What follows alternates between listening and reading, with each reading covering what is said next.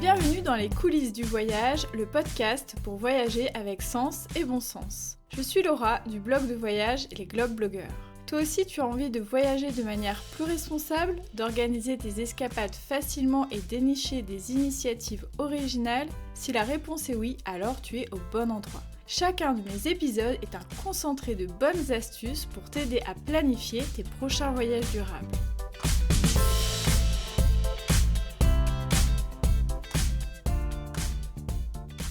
Bonjour à tous, j'espère que vous allez bien. Je suis ravie de vous retrouver pour ce nouvel épisode que je consacre à un sujet qui me tient particulièrement à cœur, à savoir l'observation des animaux dans leur milieu naturel et plus particulièrement l'observation éthique des animaux. Dans cet épisode, je vais partager avec vous toutes les bonnes pratiques pour observer de manière responsable les animaux et aussi plein d'astuces pour maximiser vos chances d'en apercevoir lorsque vous partez en randonnée ou lorsque vous visitez un site naturel. La semaine prochaine, en complément de cet épisode pratique, je vous donnerai 10 spots en France où vous pouvez observer différents types d'animaux, je vous dirai lesquels, assez facilement, comme ça vous pourrez mettre en pratique dès cet été tous ces conseils. Je vais déjà démarrer par les bonnes pratiques concernant l'observation éthique des animaux. Pour moi, c'est très important de rappeler certaines règles, même si elles peuvent paraître évidentes, parce que malheureusement, lors de mes voyages, ça m'arrive encore trop fréquemment de voir des comportements néfastes vis-à-vis des animaux. Parfois, elles sont le fait de personnes peu scrupuleuses qui savent très bien que c'est pas bien de faire ça et qui le font quand même, mais parfois, ce sont juste des personnes qui sont ignorantes ou qui méconnaissent certains enjeux autour de la faune. La première chose à savoir quand on observe des animaux en milieu naturel, c'est le fait de ne pas interférer, de ne pas intervenir, de ne pas déranger, c'est-à-dire qu'il faut vraiment garder une distance dans tous les sens du terme avec l'animal. Dès qu'il y a une interaction un peu trop appuyée, dès qu'il y a dérangement, forcément, cela peut avoir des conséquences. Je vais rentrer dans les détails et je vais nuancer mon propos juste après, mais voilà, c'est déjà un préalable à avoir bien en tête. Pourquoi c'est important d'être le plus discret et que l'animal finalement ne se rende pas compte qu'il est épié ou observé? La première raison, c'est que si on dérange un animal, par exemple en faisant du bruit, ou parce qu'on lui fait obstacle physiquement ou par un autre moyen, le problème, c'est qu'il risque d'être stressé. Alors vous allez me dire, un animal stressé pendant quelques secondes, quel est le problème, etc. Alors un animal stressé, s'il l'est à certains moments clés de son existence, par exemple une femelle qui est en train de porter ses petits, des animaux qui luttent contre le froid en plein hiver et qui ont besoin de garder au maximum leur énergie, etc., ça peut créer des situations très compliquées pour les animaux. Je pense par exemple aux fausses couches, je pense par exemple à certains oiseaux qui vont abandonner leurs petits si on les surprend par exemple dans leur nid ou dans leur terrier pour certaines espèces animales, et ça peut être aussi une perte d'énergie très importante qui peut mettre parfois en péril la vie de l'animal. En hiver par exemple, il y a beaucoup d'animaux qui ont vraiment besoin de garder au maximum leur énergie pour survivre parce que tout simplement il y a moins de nourriture. Donc ça c'est vraiment important, le stress chez les animaux peut avoir vraiment des conséquences très fâcheuses. Une autre interaction qui est très néfaste, c'est celle de nourrir les animaux, alors soit pour les appâter, tout simplement pour les voir plus facilement, alors ça c'est une pratique qu'on voit énormément dans certains parcs naturels à l'étranger, les singes, les coatis qui s'approchent de vous à 1 mètre, ne vous faites pas d'illusions, ce n'est pas pour vos beaux yeux, c'est tout simplement parce qu'ils ont l'habitude d'être nourris. Alors en quoi c'est problématique de nourrir des animaux? Alors la première raison, c'est tout simplement qu'on va pas leur donner des aliments qui sont bons pour leur santé, donc on peut créer des maladies, voire des décès d'animaux tout simplement parce qu'on leur donne pas les bonnes choses. Alors c'est le cas pour les singes à l'autre bout de la planète, mais c'est aussi le cas pour les canards dans les jardins publics, ou les oiseaux de manière générale, plus près de chez vous, etc. Donc ça c'est très important à avoir en tête, il faut pas essayer de nourrir les animaux pour une raison X ou Y. L'autre raison qui pose problème aussi par rapport au nourrissage des animaux sauvages, c'est le fait que petit à petit, ces animaux vont perdre en quelque sorte leur instinct sauvage, ils vont s'habituer à être nourris et ils vont moins avoir le réflexe d'aller se nourrir par eux-mêmes. Alors là aussi, vous allez me dire quel est le problème? Eh bien, le problème, c'est que ça les rend tout simplement plus vulnérables, par exemple, aux chasseurs ou aux gens qui vont vouloir les braconner pour certaines espèces animales, donc ça c'est un peu embêtant. L'autre problème, c'est que à partir du moment où les humains ne les nourrissent plus, ils ont vraiment perdu leur réflexe d'aller chasser, d'aller se nourrir, et donc ça peut les mettre en danger tout simplement de mourir de faim. Et puis, le fait d'être nourri, d'être habitué à l'homme, ça crée aussi une accoutumance qui peut rendre très agressifs les animaux. Alors ça, on le voit énormément, là encore, avec les singes, dans certains lieux, où si vous leur donnez pas de la nourriture, ils vous agressent, ils vous piquent votre sac à dos, etc. Et donc ça crée des situations qui sont quand même pas cool, et des interactions homme-animal qu'on n'a pas vraiment envie de voir. Il y a une autre situation aussi où on crée une interaction un petit peu biaisée, c'est quand on essaye d'appâter les animaux avec des cris. Alors là, je pense plutôt aux oiseaux, quand on utilise des appos ou quand on utilise des sons tout simplement diffusés avec son smartphone, etc. Là aussi, je vous conseille pas de le faire, ça crée vraiment plein de conséquences néfastes pour les animaux. Pareil, ça peut les stresser, ça peut créer des comportements qui n'ont pas lieu d'être. Et voilà, si vous tenez au bien-être animal, ne faites pas ça. Je pense que c'est toujours mieux de voir moins de choses, moins d'animaux, mais d'avoir la conscience aussi pour soi.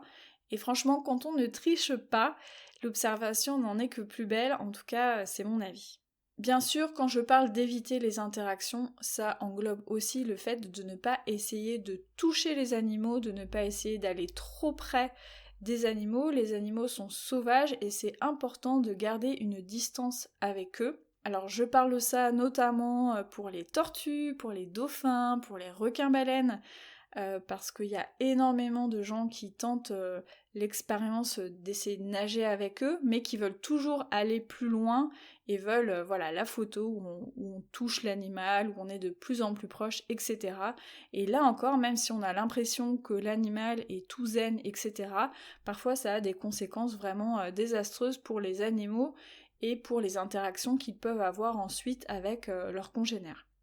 Bien sûr, on évite aussi, là je pense plutôt aux animaux nocturnes, d'utiliser des lampes, d'utiliser des systèmes qui sont agressifs et qui vont venir embêter les animaux. C'est notamment très très important quand on observe des tortues lors de la ponte.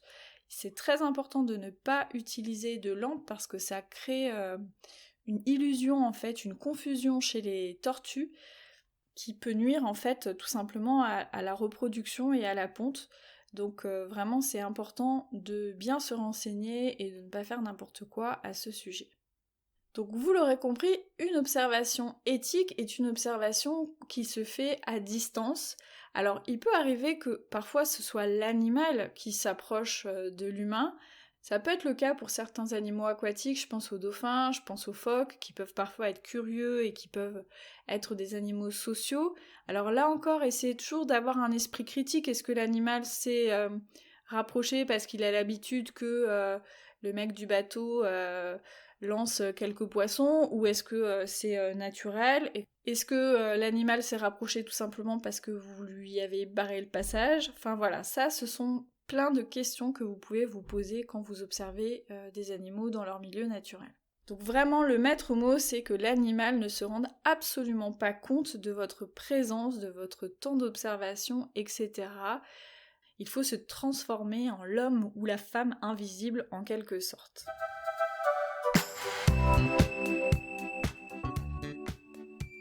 Maintenant que j'ai fait cette petite introduction qui était vraiment importante à mes yeux, je vais pouvoir vous donner mes astuces pour observer plus facilement les animaux, maximiser vos chances de faire de belles rencontres animales. Les conseils que je vais vous donner peuvent s'appliquer à tout type d'animaux. Là, ça peut être les insectes, les reptiles, les poissons, les oiseaux, les mammifères, etc. Ça peut être à côté de chez vous, en France ou à l'autre bout du monde.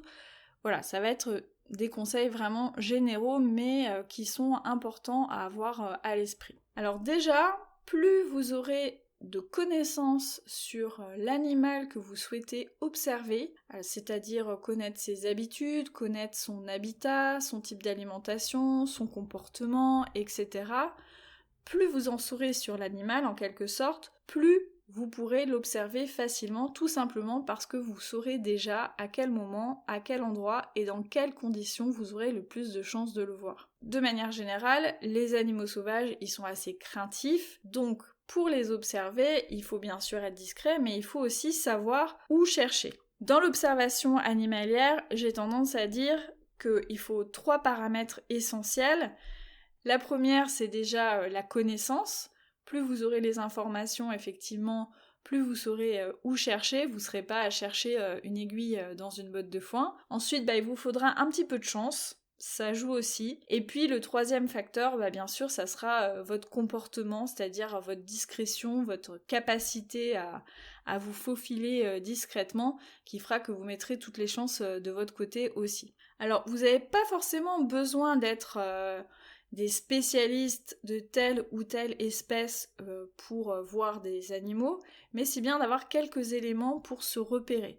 Je vais vous donner un exemple très concret. Si par exemple on est en forêt et on cherche à observer des pics, eh bien si on sait sur quel type d'arbre les pics ont l'habitude de se poster, si on a la capacité de reconnaître un trou de pic qui sont très caractéristiques, donc c'est pas forcément très compliqué à apprendre. Si on connaît par exemple un petit peu le bruit caractéristique qu'il fait, là aussi c'est très particulier chez le pic, donc ça peut s'apprendre assez facilement, et plus on va être en capacité de regarder à des endroits précis de la forêt. Parce qu'en forêt, autant vous dire que c'est d'une exubérance totale, donc pour trouver des animaux, c'est souvent très très compliqué. Donc si on a des petits points de repère comme ça, on va pouvoir concentrer son regard au bon endroit et donc maximiser les chances, tout simplement. Cette connaissance, c'est aussi celle de repérer les lieux qui sont propices à l'observation de la faune. Il y a bien sûr des écosystèmes qui s'y prêtent beaucoup mieux, où il y a une biodiversité beaucoup plus importante. Je pense notamment aux zones humides en France. C'est des endroits où il y a beaucoup d'insectes, où il y a beaucoup d'amphibiens, où il y a beaucoup d'oiseaux. Donc c'est des lieux où même si on n'y connaît pas grand-chose, on va pouvoir voir beaucoup de choses. Connaître aussi les lieux qui sont spécifiques à un animal. Par exemple, pour la marmotte, elle est visible en été dans un certain intervalle d'altitude. Si on cherche trop bas ou si on cherche trop haut, on verra pas de marmotte. Voilà. Donc c'est important de connaître aussi les lieux propices à l'observation de tel ou tel animal. Au-delà du lieu, c'est important aussi de tenir compte des saisons. Tout simplement parce qu'il y a de nombreux animaux qui migrent et qui peuvent être à un endroit à un moment T et à un autre endroit plus tard. Je pense notamment aux baleines, aux cétacés qui s'observent vraiment en des saisons très précises en fonction des pays. Mais c'est valable aussi par exemple pour les oiseaux. Il y a des oiseaux qui, en fonction des saisons, ne sont pas du tout aux mêmes endroits. C'est d'ailleurs pour ça que c'est intéressant de revenir à différentes saisons sur un même site ornithologique parce qu'on va pas du tout voir les mêmes espèces, le même bouillonnement. Donc je vous invite à faire ça, c'est un exercice qui est assez sympa. Et au sujet des saisons, sachez que les animaux ne choisissent pas nécessairement la saison la plus favorable en termes de météo pour faire leur apparition. Donc si vous voulez faire un voyage où l'observation animalière est vraiment au cœur de votre programme, renseignez-vous sur la saison qui colle à l'observation des animaux et pas forcément à la saison qui colle à la meilleure météo. Parce que c'est vrai que quand on part en voyage, en général, on va regarder la bonne saison, la belle saison où il n'y a pas forcément de pluie, où il y a un climat agréable, etc. Je pense notamment au Costa Rica où il y a beaucoup de possibilités d'observer des animaux en fonction des différents écosystèmes, c'est-à-dire le littoral, la forêt plus tropicale, etc. On va pas du tout avoir les mêmes saisonnalités pour voir les animaux. Donc vous serez forcément obligé de faire un choix. Ce sera pas forcément simple de trouver un créneau qui est propice pour l'observation de tous les types d'animaux dans tous les écosystèmes. Donc faudra faire un choix forcément cornélien à un moment donné. Ça peut être le cas aussi à Madagascar, où on peut voir des baleines, on peut voir des lémuriens, etc. Bon, les lémuriens, globalement, on les voit plutôt toute l'année, mais il y a des moments qui peuvent être plus propices, notamment quand il y a les fruits qui arrivent à maturité, etc. Alors que l'observation des baleines, c'est sur un créneau très précis. Donc pareil, voilà, faut regarder vos dates, si ça colle pas. Et ça pourra aussi vous donner une idée pour peaufiner votre itinéraire, parce qu'il n'y a rien de plus frustrant que de se dire bah tiens, je vais faire tel parc naturel, telle réserve pour aller voir tel animal, et de se rendre compte une fois sur place en fait que c'est pas du tout le bon moment, qu'il y a zéro chance d'en voir à ce moment-là, et qu'on aurait pu faire autre chose à la place. Bon, c'est pas très grave non plus, mais c'est un peu frustrant. Sur la connaissance des animaux, c'est important aussi de connaître leurs habitudes. Plus on aura d'éléments là-dessus, plus on pourra choisir le bon moment de la journée pour tenter de les voir. Si on va chercher des animaux nocturnes en pleine journée, bon bah bonne chance, voilà, ils vont pas changer leurs habitudes pour vous. Donc c'est important de prendre ça en compte. Souvent, c'est aux aurores ou au coucher du soleil qu'on peut avoir le plus de chances de voir les animaux. C'est là où ils sont en général le plus actifs parce qu'il y a moins de danger et puis parce qu'il fait moins chaud, etc. Enfin, pour plein de raisons. C'est pas forcément le cas pour tous les animaux, mais ça peut l'être. Donc voilà, renseignez-vous aussi par rapport à ça, notamment si vous faites des safaris. Ça peut être intéressant de bien choisir votre créneau. Au-delà de la connaissance des animaux, de leurs habitudes, etc., ce qui est important pour maximiser ses chances, c'est d'être le plus discret, je le disais, mais là je vais rentrer un peu plus dans les détails. Alors, vous n'avez pas forcément toujours besoin d'être en tenue complète vert kaki en mode militaire, hein, parce que je vois beaucoup de gens qui vont faire l'observation, qui se mettent en tenue complètement de camouflage. Alors ça peut être le cas quand on a une pratique vraiment très importante et très avancée de l'observation animalière, etc. Mais voilà, si on a envie de s'initier comme ça, il n'y a pas besoin forcément d'aller s'équiper dans des tenues comme ça. Par contre, préférez quand même des vêtements aux couleurs assez neutres, beige, marron, etc. Ou des couleurs qui peuvent se retrouver dans le milieu où vous allez observer les animaux. Par exemple, si vous êtes en forêt, plutôt en vert, etc. Il y a des animaux qui sont pas du tout sensibles aux couleurs, mais d'autres oui. Donc c'est important de faire un petit peu attention à ça. Au-delà de l'aspect vestimentaire, je pense que ce qui est très important, voire peut-être plus important, c'est d'être discret d'un point de vue du bruit, parce que les animaux entendent beaucoup mieux que nous, donc ils peuvent s'enfuir à des mètres à la ronde sans qu'on les voie, mais eux nous ont bien repérés. Alors ça, c'est une donnée qui est importante aussi quand on choisit de faire de l'observation guidée avec un groupe. Sachez que si vous partez avec un groupe plus réduit, à mon sens, vous aurez plus de chances de voir des animaux. Plus un groupe est petit, logiquement, moins il fait de bruit. En tout cas, statistiquement, il y a plus de chances qu'il soit plus silencieux.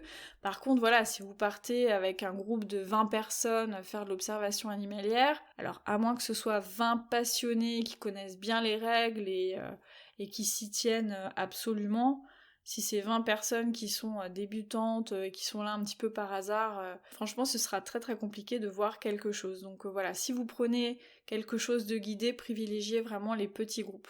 Par exemple, au Costa Rica, ça nous est arrivé une fois, il y avait le choix entre deux groupes, un groupe anglophone et un groupe hispanophone. Il y avait pas beaucoup de personnes dans le groupe hispanophone, beaucoup dans le groupe anglophone, donc on s'est tout de suite mis du côté hispanophone. Les deux groupes sont partis avec pas beaucoup de temps d'intervalle, mais étaient quand même bien séparés. Et en fait, notre groupe a vu énormément de choses par rapport au gros groupe, parce qu'on a pu échanger après avec les gens. Le nombre y était pour quelque chose, je pense. Alors sachez aussi que les animaux ont un odorat très développé. Alors je vous demande pas d'éviter de vous doucher pendant 15 jours, mais sachez que tout ce qui est parfum vraiment très très fort, aftershave, lotion anti-moustique, etc., ça peut aussi donner des indications quant à votre présence. La discrétion, ça peut être aussi de ne pas trop bouger. Alors, je vais pas forcément parler de l'observation en affût, qui est vraiment particulière, où là on va mettre tout un dispositif de camouflage et ne pas bouger pendant des heures, etc. parce qu'on sait que c'est un endroit spécifique où il va y avoir le passage des animaux que l'on souhaite observer.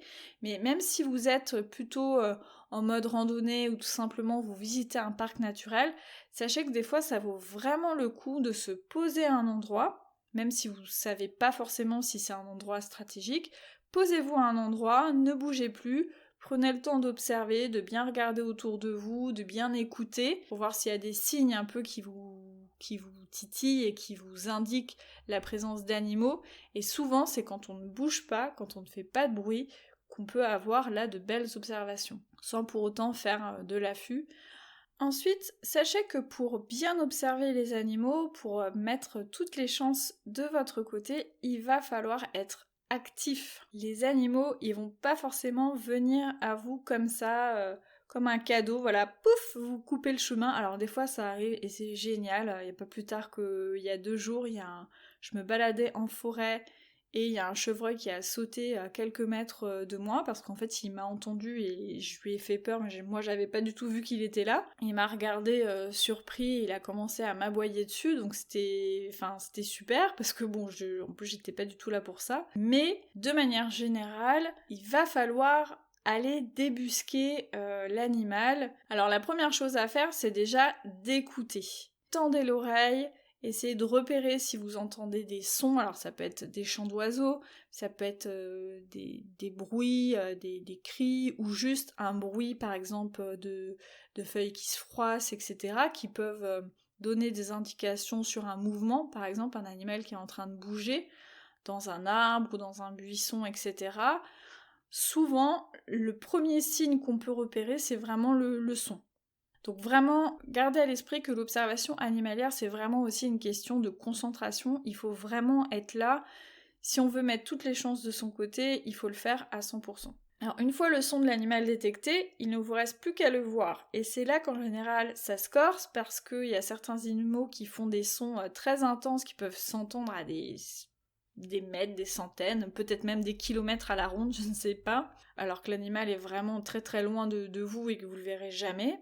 Et puis, il y a des animaux qui maîtrisent aussi l'art du camouflage, c'est-à-dire que vous les entendez, mais ils sont très très bien cachés. Donc, on pense bien sûr aux caméléons, mais il y a même certains oiseaux, en fait, qui se confondent assez bien avec leur environnement, et c'est pas toujours facile de les voir. Alors déjà, une fois qu'on entend un son prometteur, il faut s'arrêter, ne plus bouger pour ne pas faire peur à l'animal si jamais il sent votre présence. Et regardez, faites un rapide tour à 360 degrés pour observer autour de vous et essayez de détecter des couleurs, des formes ou des mouvements qui ne sont pas du fait de la végétation. Alors c'est pas simple à expliquer, mais c'est un guide un jour qui m'a expliqué cette technique-là, notamment dans les écosystèmes où par exemple tout est vert en forêt et où il y a plein de choses dans tous les sens. C'est important d'être vigilant sur les différences de nuances, essayer de regarder les formes aussi. Des fois on va repérer une forme qui nous semble un peu différente par rapport au reste, donc ça peut être la silhouette d'un animal. Alors des fois on a des sortes de mirages, on est persuadé d'avoir vu un animal et puis quand on s'approche en fait on se rend compte que c'était juste une autre feuille ou un caillou. Et bien sûr, le mouvement, c'est souvent un deuxième indice qui permet de se dire qu'il y a peut-être un animal dans le coin. Donc pour ça, pour voir vraiment les nuances de couleurs, les mouvements, les formes, essayez vraiment d'utiliser votre vision périphérique, donc regardez au loin sans fixer forcément de points en particulier et en vous concentrant sur l'ensemble de votre champ de vision, vraiment pour avoir le plus grand panorama possible. Et vous verrez qu'en fait, à force d'observer, à force d'utiliser en fait cette vision périphérique, vous arriverez plus facilement à détecter ces nuances, ces mouvements, ces formes. Voilà, j'arrive à la fin de ces explications, de ces conseils. J'espère qu'ils étaient suffisamment clairs, que vous allez pouvoir les mettre en pratique rapidement. Ça peut paraître être du bon sens, et ça l'est en général, mais ça demande aussi un peu de pratique, donc surtout ne vous découragez pas si vous ne voyez pas à tous les coups des animaux. C'est d'ailleurs ce qui fait le charme de l'observation animalière, Des fois ça marche, des fois ça marche pas, on a toujours des surprises d'un côté comme de l'autre. D'ailleurs, avant de se quitter, je profite quand même pour faire un petit mot sur les guides naturalistes ou les prestataires qui proposent de vous accompagner pour faire de l'observation animalière. Donc ça peut être une bonne idée effectivement de se faire accompagner les premières fois pour se mettre un peu en jambes, ou tout simplement si on veut approfondir ses connaissances sur les animaux en question. Nous, on a beau avoir fait beaucoup d'observations animalières, on adore faire appel à des guides naturalistes parce qu'on apprend toujours beaucoup de choses et on continue à se perfectionner. Si vous faites appel à un prestataire extérieur, ce sera important de faire attention à quelles sont ses valeurs, tout simplement. Bien s'assurer qu'il a des pratiques éthiques, donc ça vous pouvez le regarder un petit peu avec des commentaires par exemple, ou en regardant un peu ce que le prestataire met en avant dans son discours, que ce soit sur son site internet, ses réseaux sociaux, ou quand vous l'avez au téléphone par exemple. Et parfois il peut y avoir des labels ou des certifications, mais là c'est un petit peu compliqué parce que voilà, ça va dépendre des pays, ça va dépendre des animaux, etc. Mais voilà, tout simplement renseignez-vous. Et soyez méfiants vis-à-vis des prestataires ou des guides qui vous assurent que vous allez voir à 100% tel ou tel animal. Alors c'est vrai qu'il y a des lieux où il y a des très très grandes chances souvent de voir un animal. Je pense par exemple à la baie de Somme avec les phoques, etc. Parce qu'il y a des animaux, on sait, qui sont sédentaires et qui vont pas changer leurs habitudes. Mais c'est quand même assez rare. Donc voilà, si un guide vous dit non, il y a 100% de chance de voir tel animal, essayez d'en savoir un petit peu plus pour savoir si c'est juste un argument de vente ou si ça correspond vraiment à une réalité. Avant d'arrêter ce podcast, n'hésitez pas à me laisser 5 étoiles sur Apple Podcast. Vous savez que ça m'est très très utile pour donner de la visibilité à ce podcast. Et si vous voulez connaître 10 spots en France pour vous exercer, eh bien il suffira juste d'écouter l'épisode de la semaine prochaine. Je vous souhaite de belles observations animalières partout en France ou ailleurs et je vous dis à très vite.